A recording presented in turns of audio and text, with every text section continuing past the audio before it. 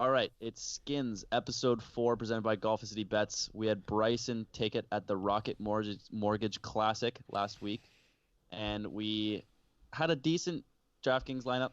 We had a couple guys that did pretty well, but we also, had 3 missed cuts. Yeah, both ends of the spectrum there. So we had Hovland T12. Hovland's just one of those guys that keeps on chugging. I think week to week. I don't think he's playing this week, but he is playing. He is playing this week, I think. Yeah, he's playing this week. Yeah. Yeah. 9-5. Honestly, I saw nothing about Hovland. Yeah, he's playing this week. Anyway, doesn't really matter. But Sabatini was another guy that just kind of stunk it up. I think he was +4 after Saturday. Or after Friday. He's now Pat's least favorite golfer in the world now. Apparently. Just last week, I was like, okay, T14, T21, I'll end my gripe with Rory Sabatini just for the money, But then he ruins it. So officially, Rory Sabatini's on my do not play. I hate that guy. I'm sure he'll win in the next couple weeks. Yeah, well, that's how this works, Greg. Yep. Yeah. Doc Redman finished T21. Honestly, that's kind of disappointing, saying he was the first round leader and was in the top 10 after day 2. Had a pretty pedestrian last 2 days. So, T21 will take it, but was pedestrian. Snedeker wasn't great. Snedeker I was had never a good high second on day. Snedeker had a good second day. He did, and it wasn't enough. Because the cut's 5 under, so you got if you have a 1 over first day, you're gotta really go low. Mm-hmm. Patrick Rogers, decent. I feel like that was a pick that me and G, we all put together. It was nobody's pick exactly, but T45. If you put him in a lineup where you everyone made the cut, T45, that'll do it for you at 7,300, I think he was.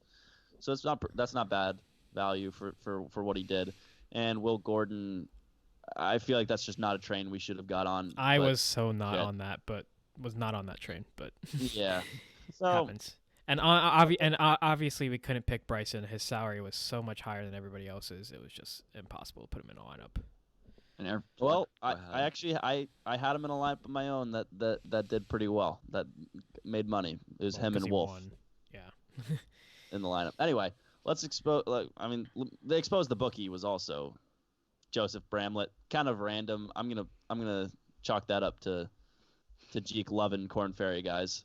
You know what? It was worth a shot. It was. It was worth a shot. I don't even know where did he finish. He was even.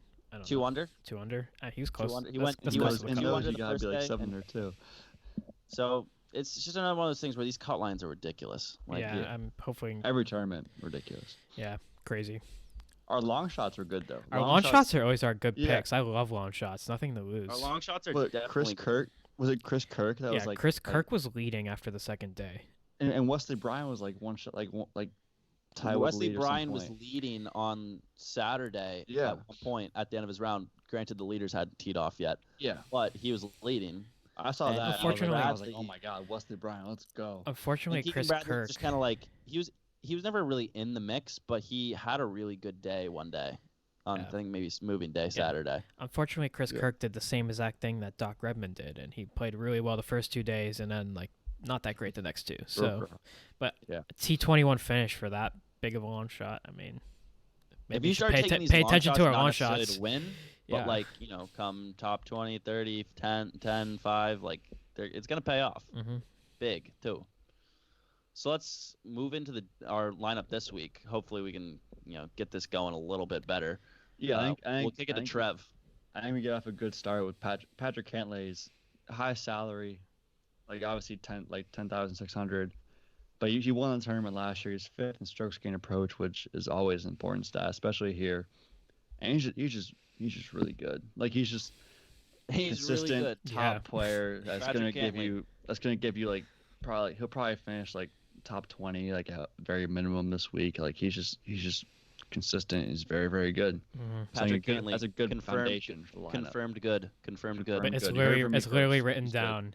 Just really good. It really is. Really good. It's in our document. Anyway, really Jordan Spieth.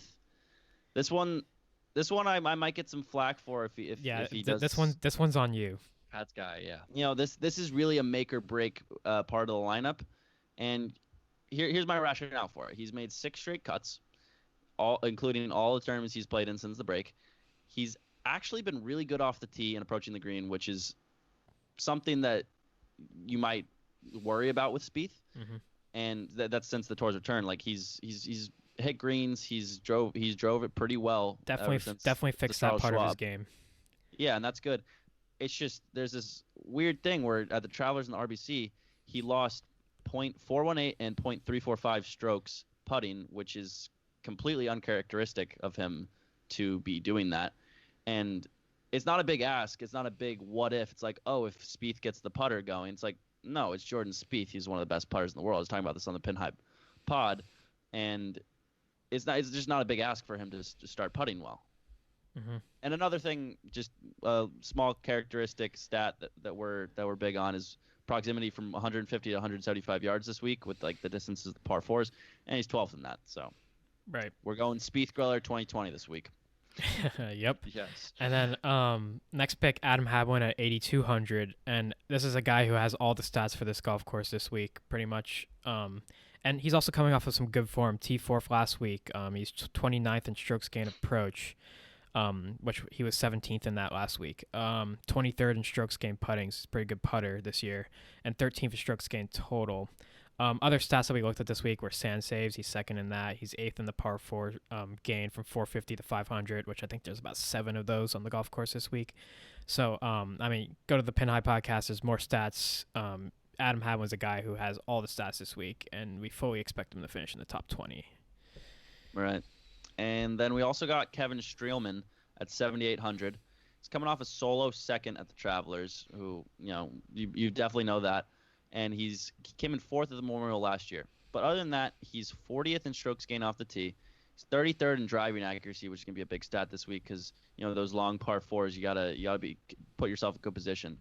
He was 82% driving accuracy at the Travelers, which is like that's a number that is just unheard of. Mm-hmm. And you know it showed up when he came in solo second behind DJ. So that's a good middle of the lineup, part of the lineup guy to have. He's going to make the cut, hopefully, at least. And, yeah, so let's move it on to the next guy. All right, so next guy, we got Joe Damon at 7,700. And I honestly think he's a little undervalued at this number.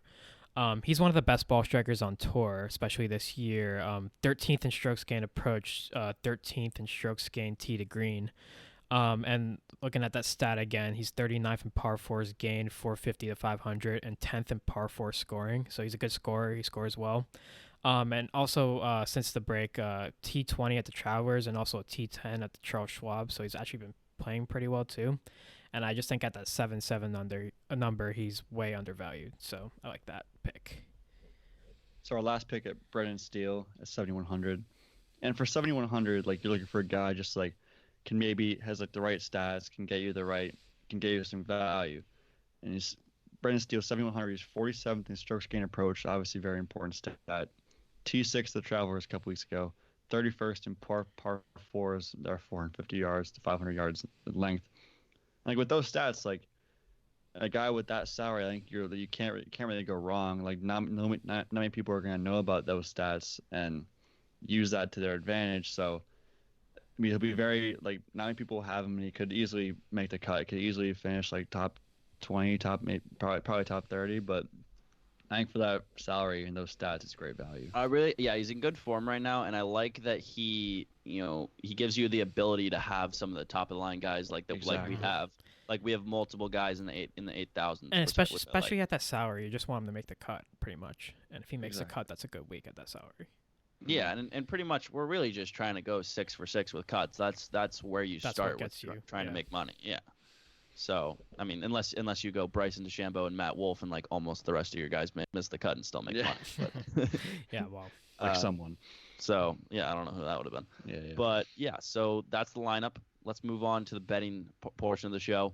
We got Exposed the Bookie, Adam Hadwin, top 40 at -125. Now just based on the take numbers. A quick glance at that, and you're like, top 40 is basically making the cut and then having a decent, like a one good day in the weekend. Decent weekend. Yeah. which Adam Hadwin has been more than doing this year. Absolutely. I mean- And just like I said before with the DraftKings lineup, he's got all the stats this week. So if I personally would be so surprised if he doesn't play well this week. Like I said on the podcast, I'll quit if he doesn't play that well this week. It's just like one of those things where the numbers all line up, and I hope he plays well this week. Hadwin this week is like our like Hovland of last week, or Bubba of a couple weeks ago. Yeah, we Hovland have helps one it every work out. week. Oh, We do. Last week it didn't do No, too bad last- for us. Yeah, last week was great.